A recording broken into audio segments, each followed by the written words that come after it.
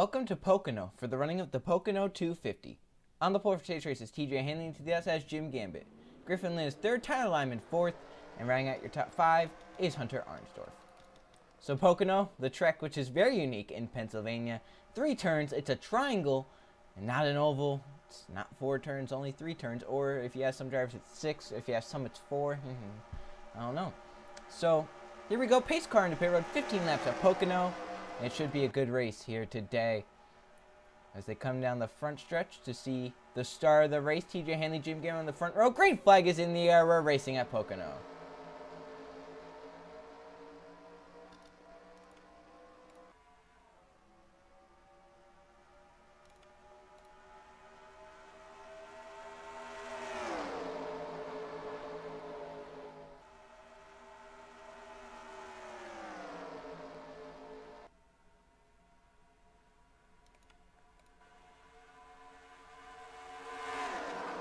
Down Long Pond Straightaway into the tunnel they come. Jim Gambit got a pretty good start there, was able to stay with Hanley, and side by side as they go through the tunnel, they're making some contact off the tunnel.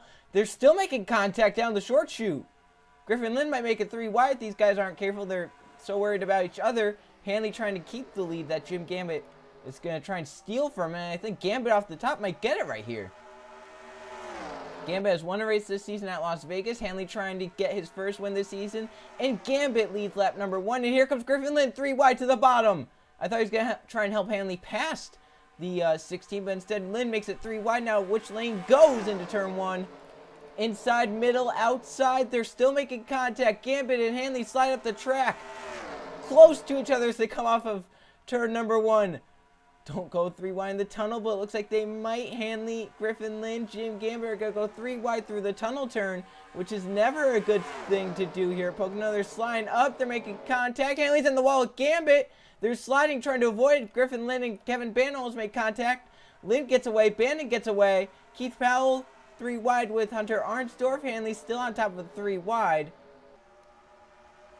There's 3 wide back there. Crash B fans in the middle. Jim Gambit splits Hanley in the middle. Oh my goodness, this is intense here at Pocono. 2 cars get away, and then behind them there's that big mess as Jim Gambit gonna try and get underneath Hanley here and get by. Hanley has some damage along with Gambit to the right sides of their cars, but Hanley off that top is able to clear Gregory and Luke Rams. The battle for the lead is on. Kevin Bannon off of turn number 1 down the down Long Patch Railway they come.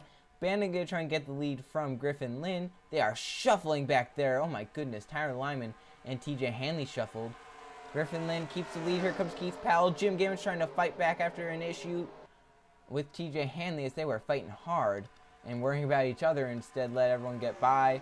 Ended up costing themselves positions and maybe even TJ Hanley a race cars. Man, that car's all torn up and he's falling back through the fields. Obviously, that car not handling like he wants it to. The battle for third might have calmed down just a little bit. Keith Powell has gotten away from Jim Gambit and the others. Gambit has gotten to 4th. Hanley's still falling backwards in that 44. Hunter Arnsdorf's on the outside of Tyler Lyman right here, and that might help him through 1 as the outside works. But they are 3 wide back there again. Alex Stewart tried to split the middle.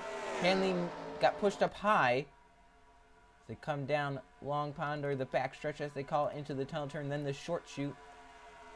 See, here's one of the farthest up battles. Tyler Lyman's underneath Michael Gregory as they go through the tunnel turn. Lyman slides up but gets the position. Here comes Jim Gambit on Keith Powell for 3rd. Can you get it done through 3 is the question. Not quite. Man, a quick race going by here as they're going to come around to 11 to go this time, 10 laps to go next time. Griffin Lynn still out front after making that bold 3 wide move to the bottom, which some would say probably wasn't the smartest idea to do, especially going into the tunnel turn, but it worked for him, and he's going to say that, that was the move to make. Oh, Tyler Lyman made contact with Hunter Arnsdorf. Everyone has to stack up behind, including Luke Ray and Jason Smith Sr., and that's going to put Rainey to the outside. Not a place you want to be going into the tunnel turn. Although he has some draft from the 8, he might be able to try and get clear of the 74. No, not quite. Here they come into the tunnel. Yeah, that was some big contact there by the... Oh, behind them, Hanley up and over. Hanley is on his lid and rolling down the track. Paul Minnick has it to the inside while Crash B fan Tommy Turbo is sitting backwards. Hanley is still sliding on his roof. The caution will come out. The 44 never flips back over. And that all happened because of him hitting the wall through the tunnel. Back to line first was Griffin Lynn. And TJ Hanley takes a wild tumble here at Pocono. Let's see what happened. Hanley was falling backwards ever since he made contact with Jim Gambit, put them in the wall. That car probably definitely had a lot of damage that we couldn't see. Crash B fan overdrives the corner, gets up into Alex Stewart. Then Hanley just got clipped by an innocent bystander. Goes up in the air, up and over. Cars going by on the inside trying to avoid it. Some back there having to stop and check up and not get hit. Hanley gets hit a few times by Timothy Heath. Jefferson drives through the middle. Cars back there, Paul Minnick, Tommy Turbo, Crash B fan. Jonathan Raines had damage. Just a wild mess. Trey Rainey able to avoid it. And Hanley slides and never flips over. As he has an onboard camera, but there's no use of showing, considering you would see nothing. But let's look at this in real time. See what it was like, especially how wild of a tumble that was for the 44 right there. Thought it was going to go back over right here, but it just keeps on its lid. He gets hit a few times, which I'm surprised still didn't flip him back over, and in fact it just makes him spin around like a top even more, and definitely not what you want to see when you're upside down hitting the ground hard. And we hope Hanley is okay after that, as that was a vicious tumble. Griffin Lynn, though, led us back to the yellow, and they will stay out in the 32 car, lead us back to the green flag. It'll probably be around 5-4 to go. Here we go, so we'll go back around with 6 laps to go. Griffin Lynn is out front, and look at the cars out. TJ Hanley after taking that tumble, Josh Crash, Derek Bouchard, Tommy Turbo, Jonathan Raines, and Crash B fan, which leaves 34 cars left in the race. Griffin Lynn is out front. In second, we have the 11th Kevin Bandon. Third is Keith Powell. Fourth is Jim Gambit, and in fifth we have Hunter Arnsdorf. Tyron Lyman is 6th. 7th is Jason Smillo Sr. 8th is Gary May. 9th is Eli Bright, who won the last 2 races, looking to go 3 in a row. And in 10th is Luke Rainey, Pennsylvania native. In 11th, we have Riley Sprague. 12th is Michael Gregory. Junior Ramos is 13th. 14th, Grace Acevedo. And 15th is Jay Barker. And 16th, there's Jack Marshall. 17th, Jason Smillo Jr. 18th is Levi Jones. 19th, Jay Jefferson. 20th, Brady Wormrest.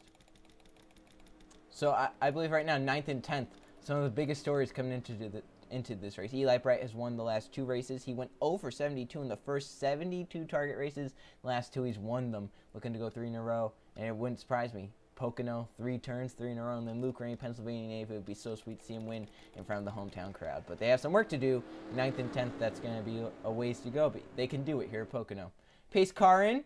Griffin Lynn leading the field to the green flag as they come down the front stretch. Green flag is in the air. We're back racing at Pocono. See Griffin Lynn, pretty good start there, got away. Does anyone jump to the inside? Gary May does. Here comes Luke Rainey. Hunter Arnsdorf inside the top 5. The first to make a move to the front 3 stays single file behind them in the battle for 4th. Jim Gambit's up top. Hunter Arnsdorf on the bottom. The top side's going to work for most of these guys in these battles. Let's look at, here comes Keith Powell on Kevin Bandon. Couldn't get done. As they come down Long Pond straightaway. And that leads into the tunnel turn. One of the most treacherous corners in all of NASCAR, the tunnel turn. We have seen it here today already. TJ Hanley is upside down. Anthony Wendler is wrecked. I don't know. That's probably going to bring out yellow. It does, and the caution will come out. We'll have a late restart. Come to 5 to go. It's going to be about 1 lap to go, I believe.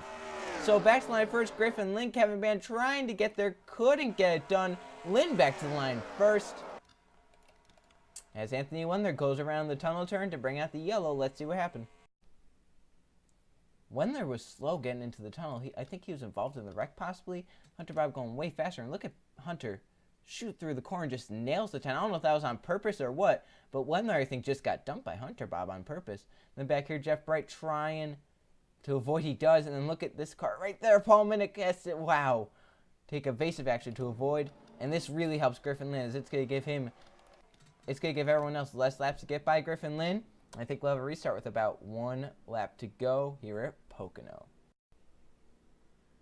Here it is, final restart of the day. It will be 1 lap to go at Pocono. No cars have retired. And it's Griffin Lynn out front. Second is Kevin Bandon. Third, Keith Powell. Fourth, Jim Gambit. And fifth is Hunter Arnsdorf. In sixth, we have Jason Smillo Sr. Seventh, Tyler Lyman. Eighth, Luke Rainey. Ninth is Riley Sprague. And 10th, we have Eli Bright. 11th is Michael Gregory. 12th is Grace Acevedo. 13th is Junior Ramos. 14th, Jack Marshall. And 15th is Jay Barker.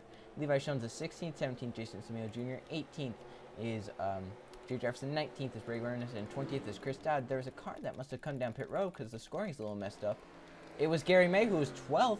I think he was in the top 10 actually. Problems for him, he had to come down pit road, and that will definitely hurt him as he's only going to have one lap to gain position, since it's probably only going to be wreck race cars that he gains. So can Griffin Lynn hold on and win? Can Kevin Bannon get by? Can Keith Powell get by? Here we go. Through 3, the pace car will go into pit road, and if a caution comes out, we are going to finish this race to the checkered flag no matter what. The pace car is into pit road. Final lap will come out at Pocono. 1 lap to go. As Jack Marshall's blowing up.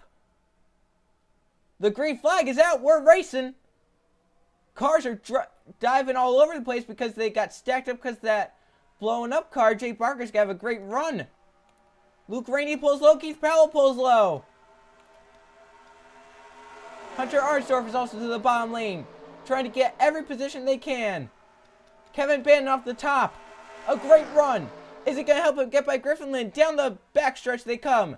They will see the tunnel turn this time. Oh, Keith Powell almost came up, and Jason Smeal Sr. almost wrecked. Into the tunnel. Does Kevin Bannon have a run? Jim Gambit might be getting to the inside. Bannon, that would be all she wrote. Down the short chute. Into the final corner for the final time. Griffin Lynn is out front. He has dominated so far at Pocono. And through 3, Kevin Bannon will not be able to catch. And off of turn number 3, Griffin Lynn wins the Pocono 250 at Pocono. A dominant performance. And scrambling behind, coming to the line, Griffin Lynn, that nature-made 32 Chevrolet, wins it at Pocono.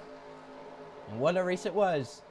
To get him the win, he dominated it after making a bold move to get to the race lead and didn't look back since. Let's check the finishing results.